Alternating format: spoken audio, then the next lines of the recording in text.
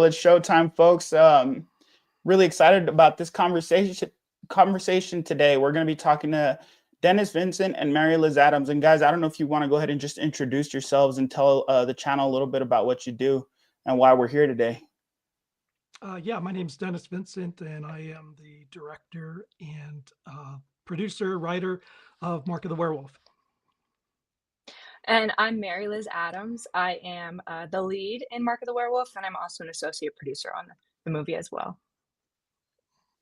Yeah, and I think we briefly, I think in Turkey, Dennis, you and I spoke a little bit more about the movie. Then I was able to see the mask of the werewolf, and I got real excited. I don't know how much you recall of that conversation, but what really intrigued me was that you were telling me like it is a unique spin on the werewolf, and that you have a good twist coming, and so that's what really intrigued me for it. And this September, so I remember grabbing the movie, going through the convention, and then I kind of sat on it for a little bit because I wanted to watch it during the Halloween season, and it just it kind of became one of those things where I watched all six, and then I was like, oh, Mark of the Werewolf is sitting on my shelf, so I had to find somewhere to put the Blu-ray, and I finally put it on. Unfortunately, it was like after Halloween, and I was like, this is really good stuff, and I wanted to reach out and talk to you about it. I got really excited.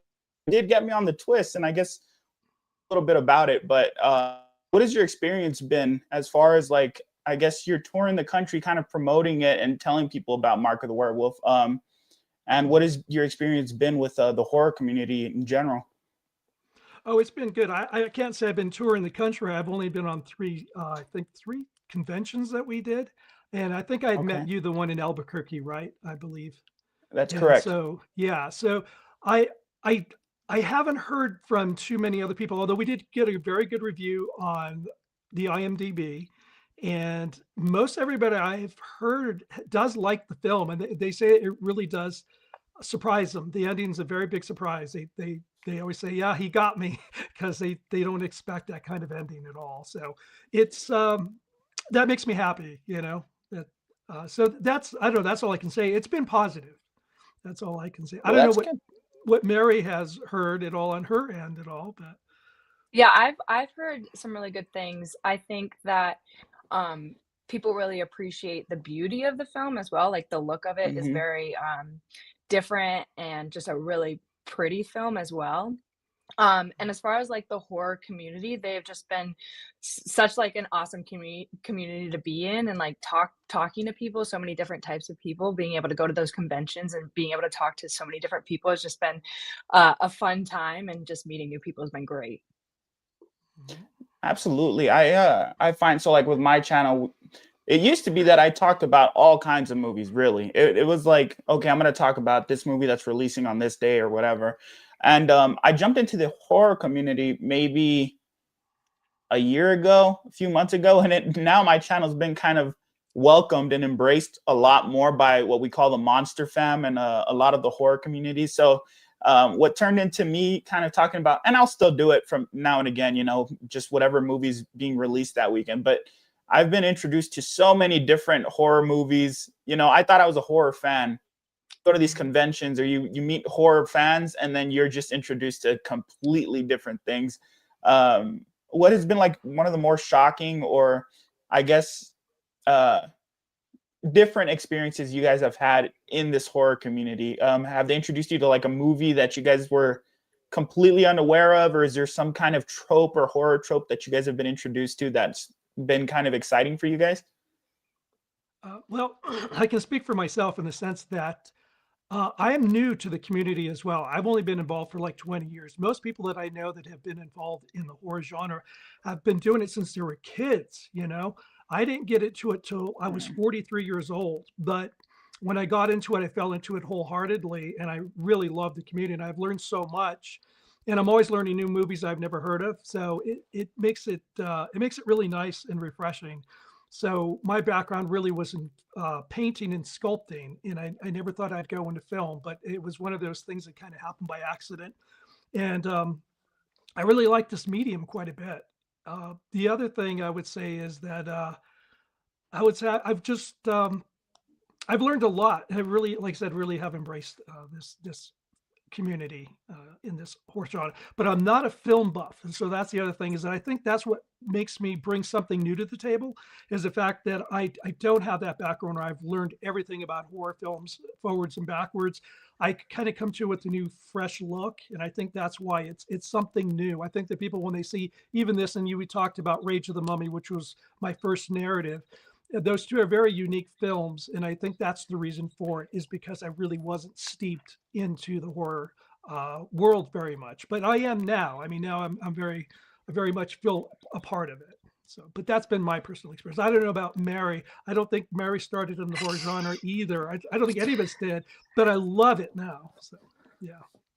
Yeah, I'm not a huge like horror person, just because just like my character Brooke says in our movie, is like, Mhm. just they scare me too much, and it just like makes me nervous. But I love psychological thrillers. So like, two spectrums of horror. But it's been very interesting because I've heard so much about new movies that I haven't seen, like, well, I guess they're old movies, but new movies to me that I haven't seen, that I'm just dipping my toe into now, that are, from the 80s, that like I've never Mhm. even thought about or heard about, and now like being in this community has like introduced me to those films. So it has been a very new thing for me as well. Mhm. And it's interesting to hear you both say that, because for me, at least, well, for both of you guys, I guess, because for Dennis, you went with Rage of the Mummy as your first, feature narrative, saying that you haven't really been into the horror genre so much. And then for you, Mary, I did watch like The Last American Vampire, and then even the clips that I was able to see of Abstraction. It seems a little bit more psychological of a role, and it does seem to kind of delve into the horror genre. So for you guys to be, I guess, not as familiar with the genre, and then to jump into that genre is really interesting to me. Like, I don't know, what is it about horror that becomes like one of those kind of like entrance avenues, do you think, to being able to like perform and to express yourself creatively? Okay, I Mary. think for yeah, I'll go. So I think that horror is it's a very easy thing to create and come up with. It's not an easy thing to do or make, but it Mhm. is something that's you'll see a lot of young filmmakers start off in the horror genre, because it is there's so many different routes you can go. And I think that for me it's just easier because it's been easier to be in, because that's what people are casting, at least at the level where I'm at, is a ton of horror films are always being casted.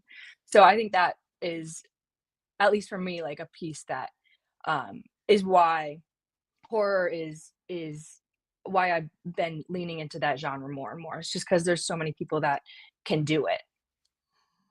Yeah, I think it's the accessibility of it. Yeah, there's a lot of people in that genre. There's a lot of support in the horror community. You don't find any stronger fans in this genre than any other. So this is, and it's a lot of fun. There's a lot of latitude for being very creative. I think in other genres, for me as an artist, visually, I like to see things that I can do a lot with, especially with gore makeups, jump Mm. scares, and just the beauty of creating.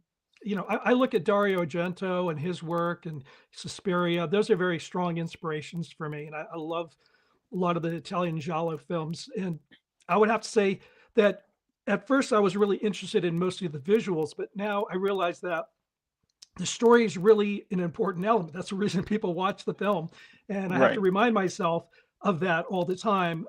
However, when I first started, it was very difficult for me to just create a good story if I had to spend my time setting up camera work, doing the lighting, and Mm. because I control everything on the set. And I just didn't have enough people that could help me, that had enough talent to do certain things. So I found myself actually having to make the props, having to do the lighting, everything on the set. So I ran around, and thanks to Mary, she was probably my biggest help on the set. She really was. And I don't mean that lightly. She really was. So she went to film school. I never did. I went to art school, like I said, and I learned technically how to do all this. But Mary really helped me quite a bit on the set. So the problem was that I spent more time trying to work with technical issues than I spent time really dealing with Mm. actors as a director. So it seemed like that was the last job I got to do. And when it came to setting everything up and it was time to call action, I didn't even know the lines because I didn't even have time to go over the script that day because I had just really got the fog machine set up. I've got the lights and Mhm. all the, all the logistics that it takes to put a film together. And that was always the biggest problem. But now things have eased up. I've had more people that are wanting to get involved with what I'm doing. So I'm able to give, you know, other jobs to people that actually can have that I feel that I can trust, and Kevin Ward is one of them. He did our werewolf makeup. So, Right. I can do makeups, not on his level, but it was nice to have for me to give up that control and say, look, I want to have him do this. So I left that to my film partner with this was Joe DeMiro. So he's the one that contacted me. That's how I met Mary and the rest of the, I guess, the principal actors in the film, because we shot it in upstate New York and Pennsylvania. And Joe had contacted me after he had saw Rage of the Mummy and asked me if we'd like to team up and do a film together. And that's how the film started back in, I think it was 2021, August. And so when I got up there to work with these actors, I mean, it was great. I was learning a lot, but it was hard because there were only like one-dimensional characters. We were basically doing, I would think, Mary, to agree that these were one-dimensional characters. Right? I mean, they were a lot like Friday the 13th. They were just there for a slaughter mostly. And I knew I wouldn't have time to do three-dimensional characters where we get into all this deeper emotion and acting that most actors like. They want something that gives them a lot, and I wasn't able to do that. But the new movie that we'll be doing, and Mary's she's gonna be coming along with that. She's gonna help me with the next film, which will be an anthology horror film. There's going to be a lot to this. There's going to be a lot more three-dimensional characters, so there'll be a stronger story and more going for it. Now, Mark of the Werewolf is still a very good movie, even though we made it up as we went along, really, because of so many factors that happened. We lost the cabin the first year, we were making this movie. Suddenly we didn't have the cabin anymore. So now I had to figure out where all the actors were going to be on the set for the last day that we shot that year, and then pick up the story from there. It became a new story. And then the second year we shot, there were some other things that went wrong, which is very common on independent horror films. They just fall apart because you don't have the money and the budget. So we lost locations, sometimes people, whatever it was. And I just kept making the story up. We made it up 4 times until we ended up with this ending. But in the end, it really was worth it because this, and I think Mary will agree, this was the best ending, even from the original story. This is absolutely the best story. And very proud of how it turned out. I think it really was really, really good. But I don't know if you want to elaborate on any of that, Mary, what I said. I'm not sure. But no, you got it. I did. No, well, it's interesting to hear you say that. And I mean, if you could, it'd be cool to hear you talk about like what direction you were going in versus what direction you ended up in, because you guys have both touched on a couple of things that I picked up on. Yeah. For, a lot of times people hear independent cinema and they're a little bit worried about stuff, whether it be, how the look of the film or the acting of the film. And for me, like I said, I went back and I watched some of both of your earlier work. And when you say that you didn't really have as much of a 3D character, I thought for Mary Liz, at least in Mark of the Werewolf, you had a little bit more of an opportunity to show your kind of range as an actress, I thought, personally, because in The Last American Vampire, you're more playing, you're pretty much straight up just a badass character. You know what I mean? You're out there hunting vampires. And it was very entertaining. I did watch it and I was enjoying it. I sat through it the whole way through and I was like, okay, this is entertaining, but there wasn't as much, I guess you could say, opportunity for range, and in Mark of the Werewolf, you see your character Brooke have to kind of be, she's kind of like part of the group, but she's not really in the group. She's kind of an outsider. She's dealing with, the fear of the script, but also she kind of has her, her own things in the back of her mind going. So I thought there was a little bit of depth there for you to kind of like show your range. I don't know if you would agree with that kind of statement or. Yeah, definitely. What Mark of the Werewolf was great because it was a full feature. So it was a lot to play with, versus, Last American Vampire, which was a shorter film. and very much targeting for like there was one single objective.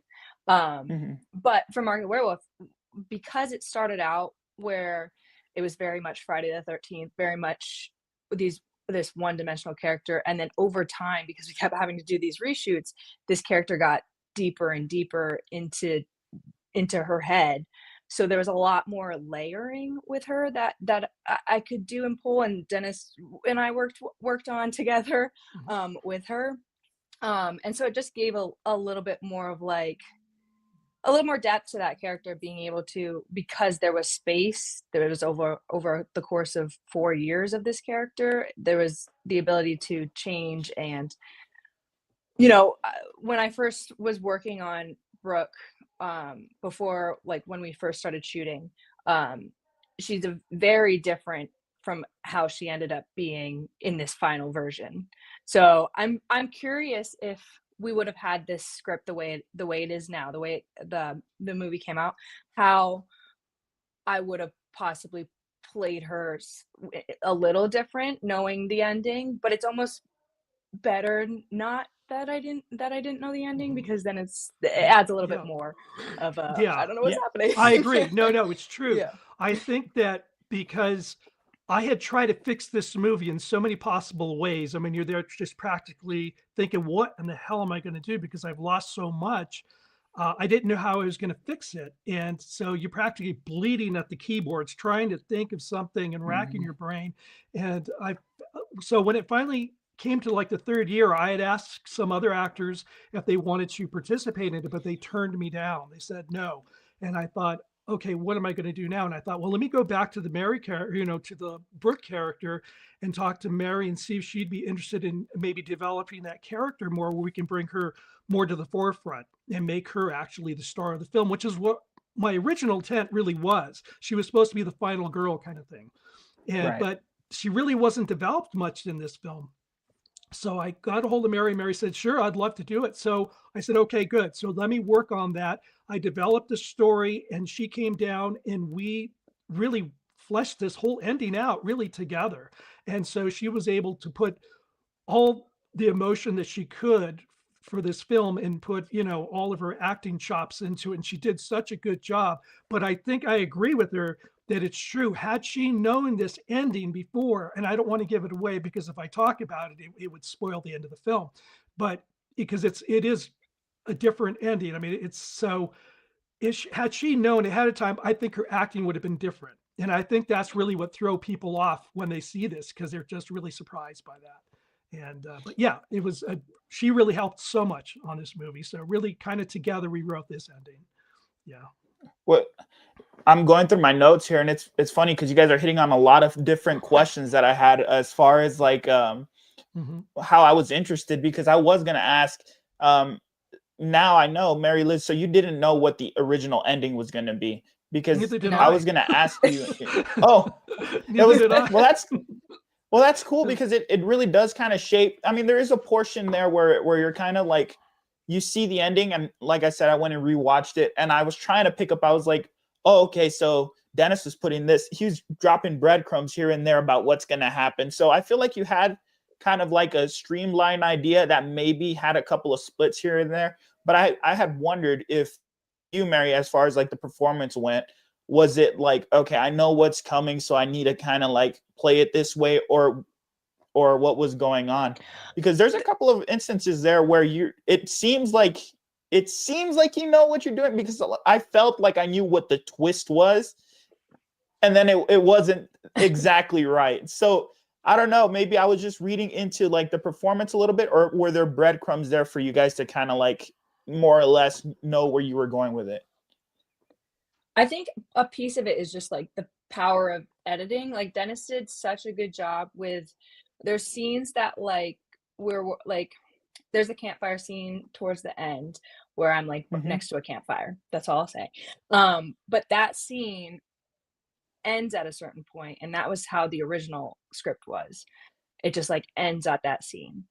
Oh, I But understand. there's a piece there that Dennis was able to match and splice together and like build off of that. So it's really I think the power of editing, of being able to take pieces that were from the first script, and then just piece it all together. It's very much like a puzzle, and it's something that's very awesome to see, because it's like it could go in so many different ways depending on the editing. But I think it's the power of editing really changed how this film was, and being able to piece it together in a very seamless way. Yeah, because I had shown people this film, not to where we had to the ending to the last year, but they had seen the film in its raw state. I had close friends and I would show them the raw material of what I had cut, a basic edit, without all the, special effects and special editing, everything I needed to do with all the sound effects and everything. And it was kind of dull. I mean, you didn't think anything would happen, but the magic really is in the editing. And once I added everything, they couldn't believe it was the same film. They were just totally blown away. They were like, this is the same movie. They just couldn't believe it. So that's how powerful editing is. And if you're creative enough to come up with a solution and, add other shots or whatever you need to, pull the story in a certain direction, then you can make a huge difference. And really, that's what they say. I mean, you can be a filmmaker and you could be the editor doing all the edits, shooting all the film, but the second director is the editor. And they really are a director as well. And that's very, very true. Although I happen to be both. So I don't, it's not like the old days where they used to just shoot everything and get enough coverage. And then they would hand it off to the editor, and the editor would do something totally different that the directors never, that's why we have so much of the director's cut. They wanted it this way. Right, but right. I always try to shoot for the edit. I don't waste a lot of people's time. I try to shoot as much as I can. I mean, I get some groaning sometimes when a light isn't perfect in the background or something. They're like, oh my God, Dennis is messing around with that thing again. Let's just start shooting.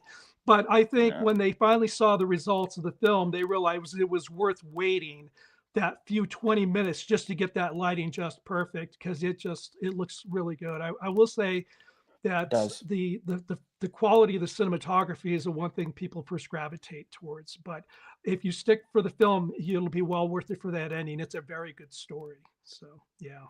No, absolutely. And there's a couple of things I want to unpack with what you said there. I guess one of them being like, how much do you think your background as an artist helped you get through kind of like the turmoil of what you went through? Because I'm assuming, as you said, you come from a background of painting. Not every brush stroke is going to be perfect, and sometimes you're going to have to adapt with what you're working with. How much of that kind of like learning from your learning a lesson from some of those kind of missed brush strokes, how has that helped you with Mark of the Werewolf? Because even going back and watching Rage of the Mummy, I felt like I saw a maturity in your filmmaking for sure, like a jump from you finding kind of your style, your look as a filmmaker. I felt like you had kind of like matured into it in Mark of the Werewolf. There was like I wouldn't say an improvement, but like more of you found yourself as a filmmaker in that approach. I don't know if you could speak to that at all. Yeah, well, I would just say, I think that what I learned as an artist, which are just the principles of, whether that's unity with diversity. If you understand that is sort of, it's an aesthetic principles that are, put out by the Greeks, philosophy, which is, why we study bowls of fruit and things. You got different variety of shapes and colors and textures and whatever. Maybe these are all academic. Those principles apply to whether you make music, you write books, or whatever. You apply those same principles. And so as an artist, when I looked at the visuals, I applied those principles, but also when I wrote the story, I had to think about those things too: colorization, the texture, all those varieties, but not too much variety, but just enough to create unity and hold it together. So if you apply those same rules to everything you do as any artistic endeavor, you can adapt them pretty well if you stick with that, and some of it's intuitive, I have to say. But yeah, I never had transitioned into film before. The closest I had done, I was what they call a performance artist. So that's really was my degree in sculpture. It wasn't conventional, clay and stone. We did performance art, and we did colored lights and things, but they were for still photography. That's how we documented it. So when I was back at art school, I think it prepared me for being a filmmaker, although I had no idea I would ever do this. It didn't happen till, about 15 years later that happened. But it served me pretty well in that sense. But I would say the biggest hurdle for me was getting over the technical aspect of learning how to make a film was very hard because I didn't even use a computer when I started a film. I didn't know how to use one. I would go to the library to check out books and they would point me to, because I wanted a card catalog. That's what I was used to because I'm an old man. So that's what I did. And then there came a time when it's like, well, we don't have card catalogs anymore. You have to go to the computer. They would get me started on it, but I didn't know how. I would get lost because then I didn't know how to navigate it. So I would just look up and down the aisles for the art books that I wanted. So everything I did was paintbrushes and everything. And I think somebody gave me a flip phone finally. I just was not technical at all. So I went to Boston University. I took a what they call it was like a camp. They call it a film camp, and it was for 4 days. And we learned, first thing was learn audio. Second was how to use the camera. The other one was how to write a script and then edit. And that was it. 4 days done. We got a basic idea of it. From there, I just started growing from there. I learned how to use the computer, how to use my editing software. And it's been 20 years since then. So I think after 20 years, you're going to learn something. And I practiced enough. I've shot with a lot of people before. I've seen their mistakes because I've helped a lot of friends with. One thing they don't do is a lot of audio, so I learned audio pretty well. And that was something that they used me for a lot on projects for friends. And so I learned through doing that. And then eventually started making my own mistakes and then learning how to shape things and going from there. So I think it's just a learning process all the time. I think you can ask even very seasoned filmmakers and they'll say the same thing. You're still learning, you still are. But I do the best I can. I work the best I can at something and make the best I can for every project I do, just because I'm totally committed and passionate about being a filmmaker. So I don't know. That's all I can say about it. No, and we do have a couple people that are dropping by and saying hello. We have Tennis Reaper saying that he wants to know how you guys are doing and he hopes you guys are having a great Saturday. Yes, we are. I am. Yeah, absolutely. You talk about films, I love it. No, absolutely. And then a good friend of the channel, Chris Mutant Theater, he's saying there's a lot of things that we're unaware of. A lot of films that go under the radar. I was real happy. I was excited, and I put it into our group, our Monster Fam group, about what was happening today. So they're always introducing me to new films. So I was finally happy to be able to introduce them, introduce one of them where they weren't like, well, guess what, Chuko, have you heard of this one? It's like, okay, have you guys heard of it? So it was fun. And, as far as like what you're saying about technical work though, Dennis, I was really impressed with, like I said, Marco the Werewolf. There was a couple of instances there with the use of color. Like I was like blown away. I really was. There's the photo shoot scene where you guys are running around with the smoke, with the colored smoke. And I thought that looked really nice. And there was another particular scene where it's Mary Liz, it's a close up on you. And it was masterful, I thought, where you're reading through the script of Marco the Werewolf. Your character is Brooke is. And you're having one of those kind of dream kind of flashback sequences. And there's like a shot of where you have the blue and the orange or reddish kind of right on your face. It's I think she's being chased by Zelda, or she's seeing Zelda. And I think there's just a really good shot there where technically I thought it was brilliant. I don't know if you know what I'm referring to, Dennis, or not, but it's a very quick part of the movie. And I thought how much of that is intentional? How much of that do you see in your mind before you put it on there? Or is it kind of one of those things where this is the magic and it just happened on set? No, that was actually planned. I wanted it to look as though it was a dream sequence. And I will say what people have noticed about this film is that it slowly creeps up on you. You start with the reality and you're really steeped in reality and you really think, okay, I can understand what's going on from the very beginning. And as the movie goes, you don't know, the lines blur between what's reality and what's sort of a dream sequence and what isn't. And eventually you go, where is this going? Until it becomes more abstract and more dreamlike, until the very end, it's all summed up for you. And it really makes sense. It's put in a nice little neat bow and it all makes sense. but it's very artistic. It's for me, in many ways, it has an art house feel to it, Hmm. but not overly so. It still feels grounded, and it has a purpose, and it does have a direction that it's moving towards. But I think a lot of it does have a dream sequence, and that's what you were talking about there. Those were purposeful, that I did make them that way for sure. Yes. Other things that were on the set, I turned them into what they weren't, just through the editing. Because I had to make them work in some way or another, and it was all the footage I had, or it was just another piece in the puzzle that I had to make it work in some way. And if it didn't work, I would find a bridge by going outside or creating a scene here at the house that would make sense. So that's what I did. As a matter of fact, because we shot this in Pennsylvania and upstate New York, we lost those locations like the cabin. Well, I had to come back and shoot things with Mary. So here at my house, I actually used the set here at my house. I had several rooms. I rebuilt those sets.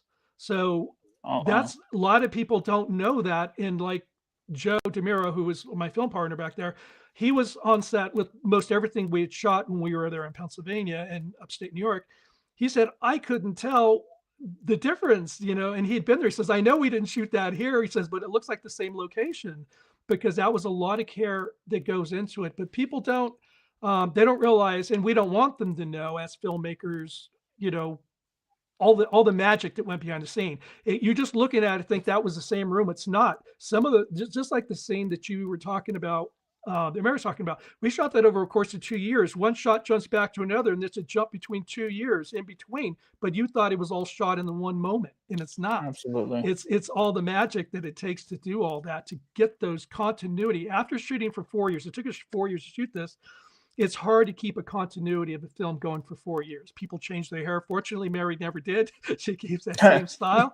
But you get a lot of that. You get a lot of locations change, and you have to reenact it. You have to rebuild that set again. And I can't tell you, I must have built 6 sets, Mary, I think, all over again, just to match what we did 3 years ago, just to get it to work.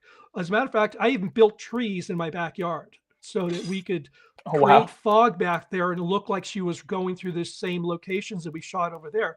Because I live in Colorado, and there's some areas here that we have that are somewhat prairie-like, and it doesn't look anything like upstate New York or anything, where you've got this beautiful Gothic-looking locations. And so I had to try to recreate that. Good thing we have the night and the fog and the fake trees that I built, and we were able to have her move through those, and you would never have known until I just told you now. But you would never know those were fake trees. No. Yeah. No, absolutely not. No. And that that kind of ties into something I did want to ask both of you. I guess, what's your favorite piece of movie magic that came out of Mark of the Werewolf for each of you? I'm sure there was different things that were in there. There's a couple of things that I like. I did mention to you privately, Dennis, about I liked seeing your cameo as a director, showing like a little bit of like the pump under the skin, and showing a little bit of like the movie magic that goes into stuff like that. But for the audience, I guess, what would you say is your favorite piece of movie magic that was in Mark of the Werewolf? Oh, you go ahead, Mary. I think, okay, so mine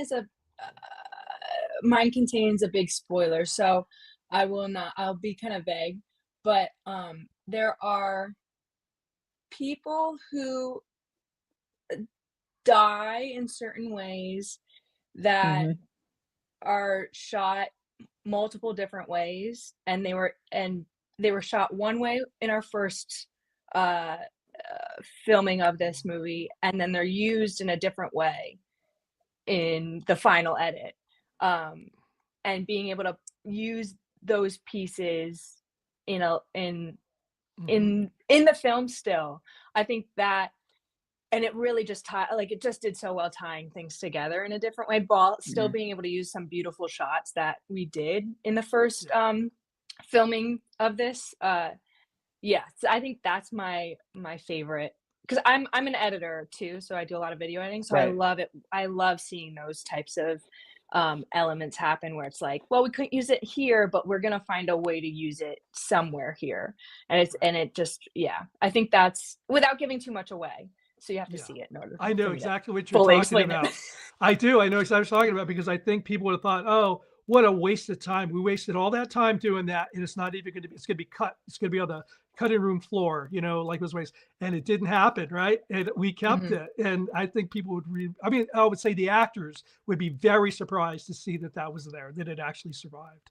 And it worked for a very strong purpose. It worked for a very strong purpose. And I would say that, yeah, my favorite part would be probably the ending of this film. That was for me the most satisfying, just that we created an ending that was completely unforeseen and was a much better ending than when we had originally started this project.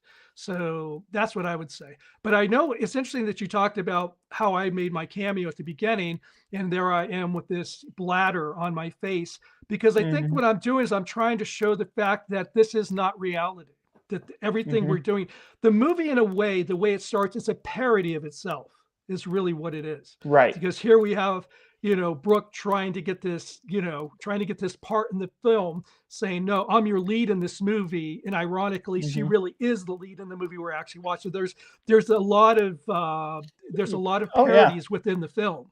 And so it's interesting. There's a lot of nods to a lot of older film that I really like.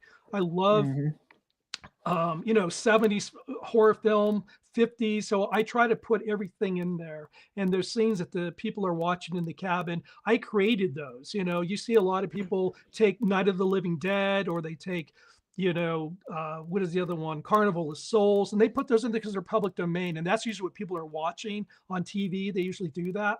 I think even in Halloween, they're watching, what is it, The Thing? A Thing from Another World? Yeah, which is, that's already been made, but I purposely made my own, and I try to make them, I try to make them look, very low level filmmaking, because I didn't want it to trump anything I was doing. But the other thing I was hoping is that people wouldn't say, geez, I'd rather be watching that movie than what we're watching now, which I know some people probably would. But it gave me an excuse to actually make a zombie film, which I've always wanted to do. And then doing a 1950s, horror film with the Paul Blaisdell monsters, with all that kind of thing. But so it was fun. There was a lot of things in there that I just threw in there because I love horror. So a lot of nods to that. No, and it's cool that you bring that up, because I guess I wanted to ask for both of you creatively. Mary, it was mentioned that you went to film school, and Dennis, you went to art school. So just creatively, how much of an inspiration do you guys get from other work or other literature? Because I know I have a small background in at least like in writing, right? So a lot of people like tie back to stories, whether it be like allegory to a famous character or like a famous epic or anything like that. How much of that goes into your writing, Dennis, for creative purposes, and for you, Mary, for like big time performances in the past? How much of that goes into your performances? You go ahead, Mary. I think that I'm extremely blessed to have gone to film school, so I could learn both. I did both acting and film. So as an actor, any big performance I'll take, and I'll that anyone does. I really like to see how they built characters and how they build characters. It's just a really cool thing to see. But as a actor who also went to film school, study film, it's been a great process to understand and work in front of the camera as an actor, but understand the technicalities of how to work in front of a camera, and know kind of the mindset of a director, and know the mindset of things that are happening behind the camera in order to bring a better performance to that, being able to play towards a camera, being able to understand that why we have to light things a certain way and take time, and have to be working long hours and suffering for the art. I definitely appreciate what's happening behind the camera as an actor, because then it just helps my performance. I think then I don't have to, it helps me perform better in front of the camera. But yeah, I think, I take as far as other actors go, I'm constantly listening to podcasts that actors are on, and trying to understand character development through them. I think I can take any performance that anyone does, good or bad, and get something from it in any way. Yeah. Yeah, that's true. I think it's true. There, you can help people along who've never acted, before, and you can get some performance out of them, um, to through different techniques or ways. Because I've worked with people at different levels of acting ability, and I even put myself in there. I'm terrible, at acting, but I No, took not four at and a all. half months, and I still am not very good at it. But yeah, it was. I had to, only for this reason. And if you anybody who sees the movie, they'll understand why I had to put myself in the film. I really had no choice at this point. I wouldn't have done it, but I had to for that reason. Um, I don't remember what the other question was, or what was your question again? Oh no, uh, sorry. Yeah, yeah, I go on these tangents. I'm sorry. yeah, I get excited about like what the question's gonna be, and then it just yeah. goes. No, Okay. no. But as far as like drawing from, or I guess using inspiration from previous films and Oh, adding okay. your own flair to it. Yeah, Right. how much of Okay. that as a writer creatively do you use? I don't know. I truly try to stay away from things that I've seen from film, just because I try to go in a different direction. I see a lot of cliches all the time. I think that's the reason that I don't watch as many films now, only because I don't want to be too influenced. When I was a painter, I knew everything about painting. I can talk to you volumes about Marcel Duchamp and his, the psychoanalysis of him and what he's done, and who you probably don't even know who he is, but he's like a Pablo Picasso, and I could go in volumes on that, and I know so much that it throws me up as a painter, because I would say, oh, I can't do this because somebody else has done that, or I can't do this because of that, and so it throws me. But as somebody very naive about some films, it freed me up because I don't know enough. It makes a way for me to see things in a different way or try a different angle. I can't tell you how many times I've seen horror films that I can't watch because they do the same thing over and over again. I've seen this film too many times. Oh, they got somebody tied up to a chair. Oh, they're interrogating them. Oh, they're Hmm. pistol whipping them again. Oh, there's somebody throwing up in a toilet again. It's like, we've seen these movies before, so I try to stay away Right. from all those tropes as much as possible, and I try to bring my own personal experiences in life into those films. And I think it's true. If you actually try to be like someone else or imitate them too much, you're not going to have anything unique. But if you can use your own personal language and your own personal view, you'll create something that's very unique yet still universal, with a lot of people would be able to understand and relate to. It really is true. And it took me a long time to actually do that, to just relax and say, okay, you're going to really expose yourself to this, but just do it, because it's very personal. Let it go in there.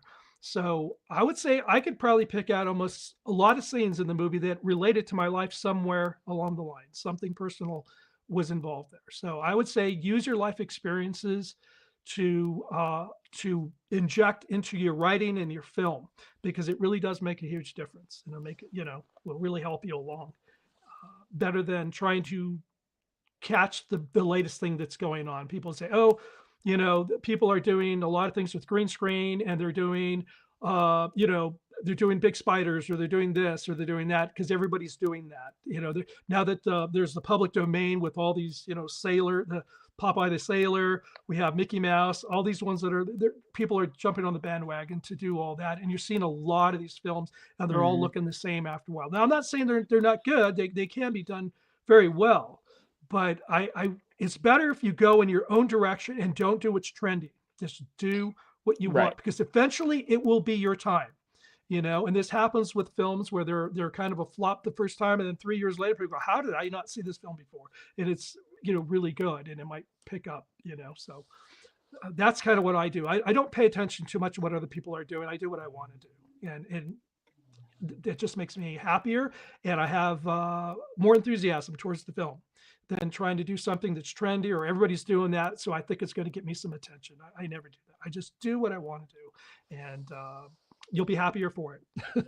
That's why I'm independent, Absolutely. and I finance my own films. I don't do the thing where they have crowdfunding or any of that. I just finance Hmm. it myself. It's very difficult, very painful, and very expensive, but I'm in control, and that's what I like the most about it. So, And I think that's what a lot of modern films hurt from is a lot of times directors or writers themselves, they don't really have a lot of their own creative control. You see like studios kind of, pushing and pulling and trying to just shape it into exactly what you said, where it's like, oh, this is what's trendy right now. This is what works. This is what, the people are wanting, or this demographic wants. We have a couple of people that have asked something. Chris Mutant Theater is saying he wonders how many people, how many things subconsciously inspire a creator without them realizing it until others pick up on it. I guess it's one of those things too, where I guess both of you creatively, what do you guys think about like the common horror tropes? Like what is needed in a horror movie for it to still kind of fall into the, oh, like this is the 20 somethings group. Oh, this is the final girl. Cause Brooke, you do play a variation of the final girl, Right. I like to say a variation without giving away a spoiler of what the final girl is in Mark of the Werewolf, but like how much of that is necessary in a horror movie while still keeping it unique to your own visions? Go ahead, Dennis. Let's see. Okay. Let me see. I'd already lost track of what you had told me. What did you ask? You asked about, I do this sometimes. Okay. No. It's me too. The question was I how ramble. much, Sorry. how much of our own creativity did we bring to this? Is that what you were saying? Right. How much of, I guess you would say, how much of your creative flair do you keep while still trying to hold on to at least some movie, like horror movie tropes? Like you see horror movie tropes such as like the final girl or the group of 20 somethings in a cabin or anything like that, but still adding your creative flair and making sure it's your vision. Okay, I know you had said that you try not to draw. genre. Yeah, staying with that within that Right. genre. I would say this movie, it's this, Mark the Werewolf. It is a horror film for sure, but for me, it's more of a psychological thriller. It really is, and it has all the elements in there. I mean, we have a werewolf, we have a lot of gore in this film, so it has everything except for leading up to the end of the film. That from there, I would say no, it's more of a psychological thriller for me. And we have a lot of action in this film, and I would say I purposely try to avoid tropes if I can, although some people really do like them. So sometimes they're unavoidable. I mean, sometimes you have to do it, but I really don't try to follow a trend of anything. I'm influenced, I would say for sure, by other films, but I don't purposely say, okay, I want to make it like this or, that kind of thing. I just still do. It's interesting. My biggest inspiration for what keeps the juices flowing for me about ideas of film, believe it or not, it's music. I'm probably more influenced by music than I am by films, but I'm more influenced by painters in the sense of like how to create, the background of what I'm creating in a film. But I would say the closest that I get influenced by are probably a lot of the Giallo Italian films, the Fulcis and, Dario Argento and Bava. These are the ones that I really like a lot. And of course, I like many others, people that aren't even in the horror genre. I enjoy their work as well. But I just do what's right for the film. The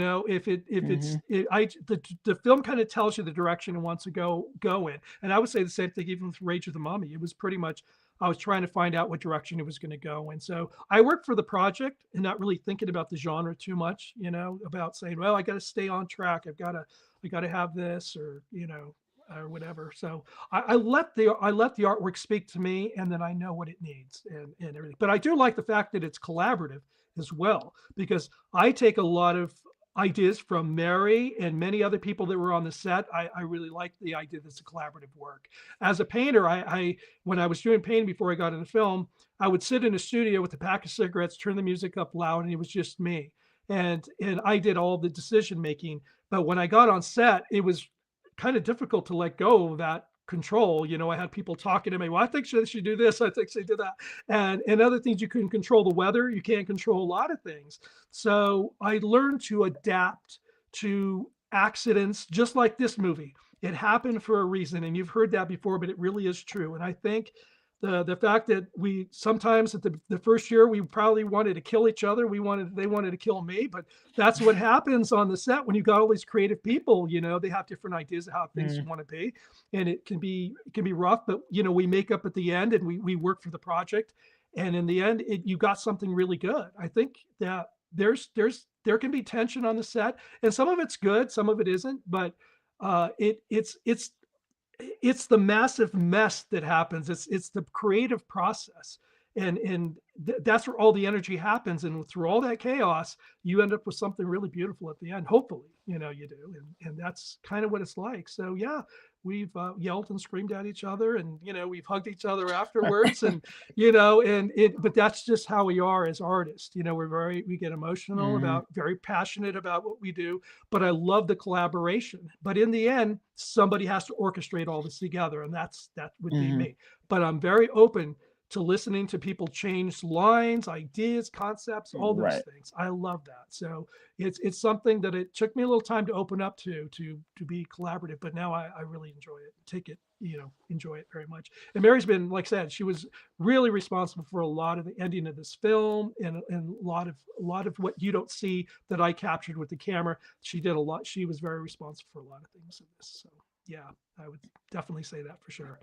Yeah, she's the only one that got the associate producer's credit on this. So no one else, because no one worked as hard. No, I could see like a good balance of the work there. It seemed really, really well done. One shot particularly, and we don't have to speak about it we could speak around it, and I think you guys know where I'm gonna go as far as like that Kubrick's kind of stare shot. I really, really liked that. How much of your own creative flair, Mary, did you have in how you were gonna, you know, approach that specific? Because it's such an iconic shot as far as like throughout all of cinema. I guess how much did you and Dennis work hand in hand with that, and how much of I guess your own creative flair was there? Yeah, I think Dennis and I talked a lot about that shot and that scene in general. And I think it was, you know, it was completely directed by him and thought of by him. But as far as like my personal flair to it, it's not too, it's mainly just emotions, just knowing what that character is going through and understanding that, and then feeling those emotions behind it, and really internalizing it in a way that then can come out on camera. I think that's the only thing that I really brought to the table behind that, of like just really trying to dig into her emotions and understanding what she's going through. And the rest was all Dennis, really. Which shot are we talking about? I don't remember which one. Pretty much the last shot of the film. Oh, I get it. When it's slowly right before the sequence. Yeah, Dolly's into right. her. Oh, that scene. Yeah. Okay. I know what you mean. Dolly's Yeah. her. So yeah, that one, no, it was just the way I wanted to do, you know, these flash sequences of the cross cutting between her memory, you know, or whatever. But I know she's already telling me, don't say that. It's hard. Okay. I know what you mean. But so yeah, that one it was actually a lot easier than you think. It really wasn't that much going into it. I think when people actually do watch a film, and they're built up by the editing and the music. And when you get those, your own emotions come through. But while we were shooting it, we were like laughing, I think joking. There was echoing in the room itself. And, you know, I would try to get a serious shot. She might have been busting up and laughing, you know. But when you cut it together, it looks so serious because it's taken out of context, you know. And the stuff that I thought were more emotional, when you look at it, it just looks kind of passive to most people, but for me it was really an emotional part. But it's out of context for them, for the audience, completely out of context. They haven't read, because the way it's been edited, they would never know that we were, like, you know, like I said, we were laughing at each other, or we were screaming at each other 2 seconds ago, and you know, and then they're laughing in the scene, and you know, cut, they're like, they're all mad at each other. It could have been like that, we don't know. And I think that's the magic of film, is that you don't know really what was going on behind those scenes. We just hope that overall the art itself moves you emotionally in some way, because that's what we're doing. We're manipulators. We're manipulating your emotions, and you don't even know. Yeah. No, and I guess I did watch another interview, I guess. And Mary, you lived in the cabin for a couple of weeks. Did you? Yeah. I guess, how was that? What was that like? And what was your favorite memory from living in that cabin? You guys never ate. That was the other thing. Know, go ahead. It was such an interesting time. So I think I stayed in that cabin for about two weeks. And there was a range of like, we filmed every single night at the cabin, but like during the day I was there most of the time. During the day, like we'd shoot outside scenes, but sometimes I was there alone. And then sometimes other actors would stay in the cabin with me depending on like their schedule. But I was there almost the whole 2 weeks straight through. And on a psychological level, when, we finished the last day of that shoot and I just like drove home, and I was just like, when I parked in my driveway, I just remember just sitting in my car for the longest time, just like decompressing because it was just like, I never left the cabin at all for those 2 weeks. Like, I think I went to maybe Dunkin' Donuts maybe like twice, and then the rest of the time I was just there with the crew or by myself. And so it was, on a psychological level, probably super unhealthy, but it was a fun time because it really made living on set, it made it, just another step into that world. Right. And also more of like, for myself on a personal level, more of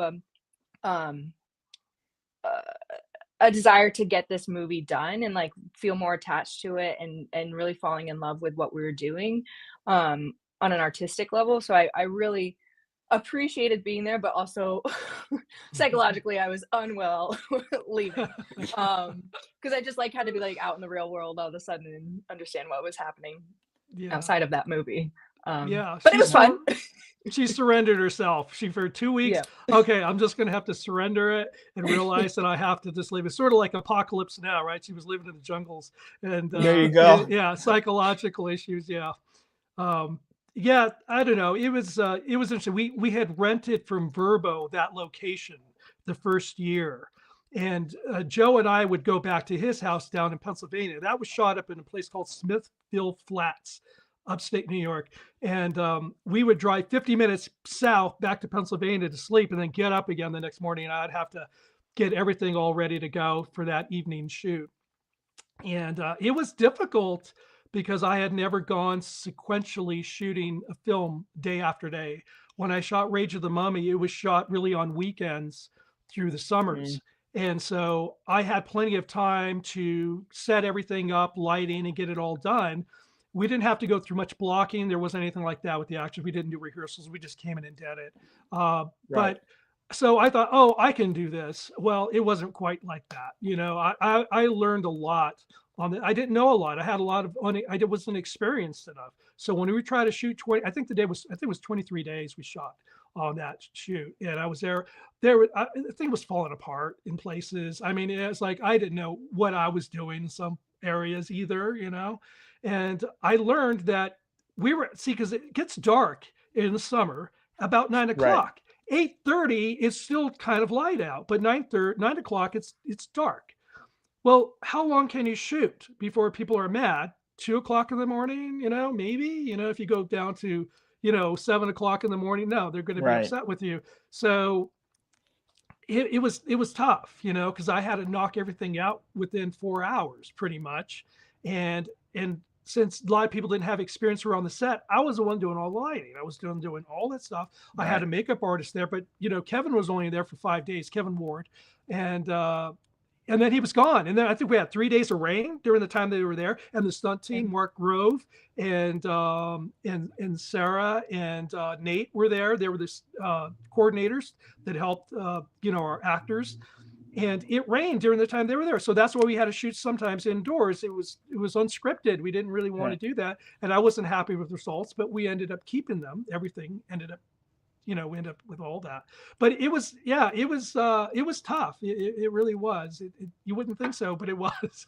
And but No, as the I'm years sure went was. on, it got easier. When I went back a second year, I couldn't keep going back the next year. I just got as much as I could the second year.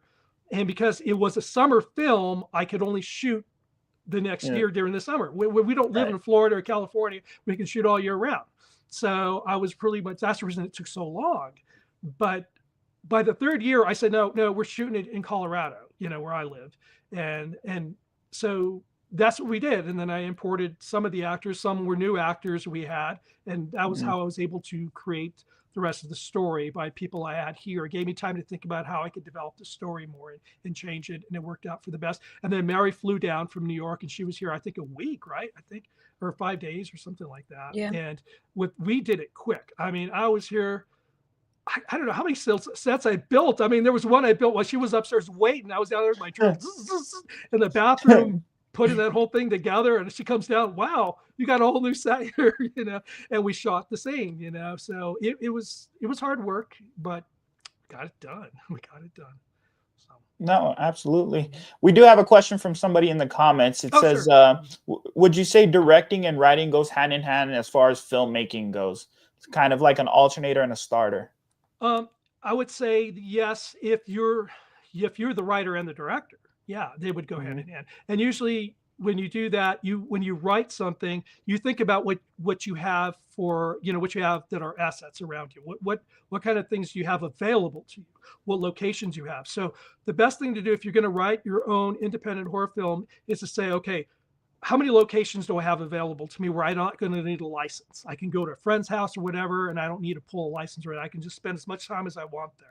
Find those people, find those locations, and then find out what vehicles you have access to. So find everything you have access to. You might have a friend that has a motorcycle that has a dragon head on it that shoots flames out of it, right? I mean, that's really unusual, but you think, I'm going to write that in the story because nobody really has that. So those are the kind of things you want to do. So look for those unusual things and then put those elements together and then write a story. And now you don't have to spend as much money and you don't have to go out and try to find things that you wrote for and then find out, oh, I can't afford that, because you have people that say, oh, well, it's going to take place at a baseball game, somewhere in a stadium. It's like, okay, where are you going to fill all those stadiums? Where are you going to get this stadium? So they write for something they can't even afford. So if you are the writer and the director, it's best they will go hand in hand because you'll be able to make those changes right there, or you write before that mistake happens, So yeah, they go hand in hand for sure. Yeah, but they bring in a lot of writers to sets a lot of times when they're working with the director. I it's countless times they do. They bring the writer on and he says, I got a problem here. Can you fix this? Kind of like a line producer when they're brought on usually for an entire production of a film. They bring on a line producer because they have budget concerns or they lost this location. So now they got to switch the budget around, or an actor is only available for so long. They go, you know what, if we do this, we can switch this around. We can get this actor for 2 days instead of 1 day, so that kind of thing. But yeah, I guess. No, that's awesome. And Mary, as far as you taking on different roles, what is it that you look for as far as when you're kind of like sifting through a script, or is there anything that catches your eye specifically as a performer versus whether or not you want to take something or how you want to approach a given role? Yeah, I will take whatever I can get. But I will also I love seeing depth in characters. When you are reading a log line of a film, it's you only know so much until you get the script, and then when you get the script, then you can build so much from a character, or you can add your own depth. Like there's just a lot of options. And for me, I mean, that's why I love psychological thrillers, is because you're always in the mind of it's a lot of character work. You're creating a character with a lot of depth usually. But yeah, I really just look for a pretty well developed character, and I like all sorts of genres, so that's why I'm pretty much down to do anything. And as far as creating a character, bringing depth to a character, like Dennis, music is such a big inspiration for me. The first thing I do is, once I read a script, is I will take a scene and go scene by scene and create a playlist of music for that scene that I feel like that character can then emote from.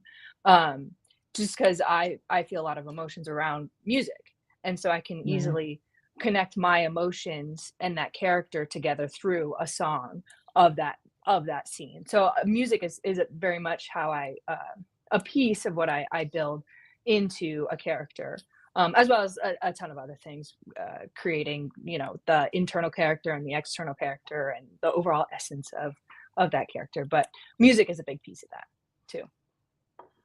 No, absolutely. So I guess you would say that music for both of you is a good way just to get into that creative space and that emotional kind Yeah. of space where you need to perform or, I guess, Mhm. express yourself, through use of that music or just remembering what that means to you. Yeah, even like on days we were filming, Dennis would be going through the like dailies, and he'd be like at the cabin, and it'd just be like blasting music like Yeah, I upstairs. do. It's just I like blast blasting music on music. the It's like set. he's in this. Yeah, I'll bring my boombox Just on the like set and I blast music. Usually the '80s music, but hey, it's inspiration, at least for me anyway. I love music on the set, and I write to music sometimes. But many times I put my headphones on, I lay in my bed, and I start dreaming, and I start seeing scenes and things like that. I have a notebook right next to my bed, and I start writing down everything I need, every idea I have, so you don't forget those ideas. And then I come back and then I do everything in longhand. I just do conscious stream of writing, and I keep going with these ideas no matter what. I don't stop. Even if I get stuck, I go, I'm stuck on this scene. I don't know what to do. And I'll keep writing that out. Eventually you will break through and you will find something. Because if you just sit there thinking in blank space, nothing's going to happen. You got to talk to yourself while you write. And then you start getting ideas. Then I start going to cue cards, like the little cue cards. And then from there, I start bringing up ideas, and then from there I do bullet outlines, and I start to see if everything's working, and then from there that's when I go to the actual writing. But that's my style of writing. So it's music first. I listen to music, I get inspiration, I see scenes, and then I start writing. Yeah. Oh, that's awesome. And I think even for me, like creatively, I think music is probably the best way to go. Whether you're Mhm. listening to your favorite composer, your favorite band, or anything like Yep. that, just in anything you do, that music's going to help you out as far Mhm. as pushing Yeah. through whatever you're trying to get through. Right. Um, I guess a couple of things so we can wind it down. I want to be respectful of y'all's time, and again, I appreciate you guys being here. What is one of your favorite memories from being on set? Something that you take away from Mark of the Werewolf that you're always going to remember going forward. Either of you. I think for me it's really this relationship I've created with Dennis is this friendship that we've been able and partnership that we've been able to develop. Because that first year of filming was really hard between the two of us. Yeah, it was. It was a lot of because we're under a lot of time restraints and a lot of pressure to get this thing done, and I very much am a New Yorker and a little bit like we gotta push through, like we gotta Right. drag Dennis along to do this.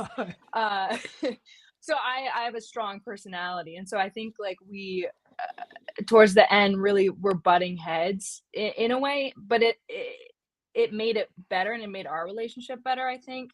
Mhm. And by the end of it, we're just having a lot of fun, while being very stressed out all the time. Yeah. Um, Right. and I think that's something I really have taken away from working on this project is being having this relationship with you, Dennis, has just been really great because I know we're going to continue to make stuff and build stuff together in some type of way, in some format. And I'm excited to see where that goes and what that will look like. But and all around, I think that because we were able to, um, you know, have this good relationship between each other, we've been able to uh, make this film better. Yeah, it's absolutely true. She beat me to it. That's what I was going to say. I would say the best thing came out of this is our working relationship that we created out of this, and we both have very we have a lot of energy on the set to do this, and the momentum that it takes to finish a project. And so I found my good working partner. I had never found anybody. So her and I are going to be developing the next film together. So I'm not sure where our duties are going to be or our tasks, but we're going to develop it together. We're definitely going to, I think we're a good team and we'll probably stick together. And yeah, I would say that was probably that was the best thing that really came out. It's besides that we got a good movie. I think we have a very good film here and something to be very proud of. I think everybody who's been on it, they'll probably be able to see it. And that's what I was going to mention. The film did get picked up by Amazon Prime, so you can see it now on streaming, and that's where it's available at this time. It's going to go off to other places. It's now also on something called Relay, which is a brand new streaming site, so it's also on there, and I'm sure it'll be picked up again by some others, but it's just in its infancy right now, and we're trying to get the word out on it. You can also buy the DVD for those who want to collect, actual physical media, right? So if you go to my website, which is dennisvincentfilms.com, there's a store there and you can buy the DVD or the Blu-ray as well. And that's where I am with that. But it's been good. We've enjoyed it. No, absolutely. And you could get it signed by the stars and the director if you catch them at a convention, for sure. Sure. Yeah, absolutely. No, absolutely. Well, it's been a pleasure having you on. Thank you so much for, sharing your time and sharing your advice. I know a lot of people are going to get, inspired to do it. At least me personally, every time I meet an independent filmmaker or somebody that's in that creative space, it's really nice to hear, the process and how they went about doing all these things. So I appreciate you guys jumping on here. Okay. Yeah, thanks for having us. Yeah, thank you. Right. Thank you so much. Well, everybody, thank you so much for coming in. Be looking out for future interviews and videos. And thank you guys again so much for being here. Absolutely. Thanks. Thank you.